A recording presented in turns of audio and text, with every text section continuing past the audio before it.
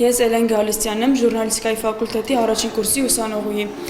Բացի հիմնական մասնաշենքից, մենք օրվա մեծ մաս անցկացնում ենք նաև համալսարանի բակում, հատկապես մեր ֆակուլտետի դեպքում։ Հաճախ լինում են առաջադրանքներ, որոնք պետք է կատարենք բակում, եւ Wi-Fi կապը շատ վատ է աշխատում, ինչպիսի ծրագրեր են նախատեսվում այս մասով։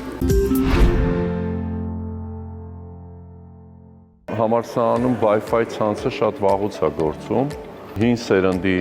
սարքերից ենք սկսել մեկնարկել եւ նախնական փուլում գոյություն ունեին ուղղակի Wi-Fi զոնաներ, այսինքն կային հատվածներ, որտեղ Wi-Fi կար, երեխաներին եթե շատ շտապ կամ դասախոսներին նույն շատ շտապ կապի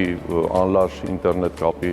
կարիք էր լինում, իրանք գնում էին այդ զոնաներ։ Հետո հասկացանք, որ դա պետք է ընդարձակել, քանի որ ավելի հաճախ էին դառնում դյուրակիր համակարգիչներով կազմակերպվող դասերը կամ դրանց կիրառությունը ավելի շատ եւ պահանջված էր լինում, ընդարձակեցինք։ Դրան զուգահեռ նաեւ փոխվեցին Wi-Fi սարքերի համակարգերը, այս պահին աշխարհի մասշտաբով շուկայում, ոչ թե մեր տեղական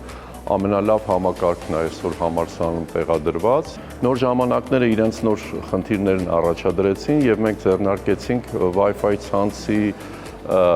բարեփոխում ոչ միայն սարքերի, այսինքն տեխնիկական մակարդակում, այլ դրանցից օգտվելու հնարավորությունների մակարդակում։ Այսինքն, եթե ուսանողը կամ օգտագործողը փորձում է առանց որևէ գաղտնաբառ, այսինքն առանց նույնականացման միանալ համալսարանի Wi-Fi ցանցին, ինքը ունենում է դանդաղ ավելի քիչ թողունակությամբ ինտերնետին միանալու հնարավորություն։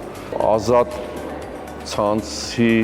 արագությունը սահմանափակվում է մինչև 15 մեգաբիտ վայրկյան արագությամբ։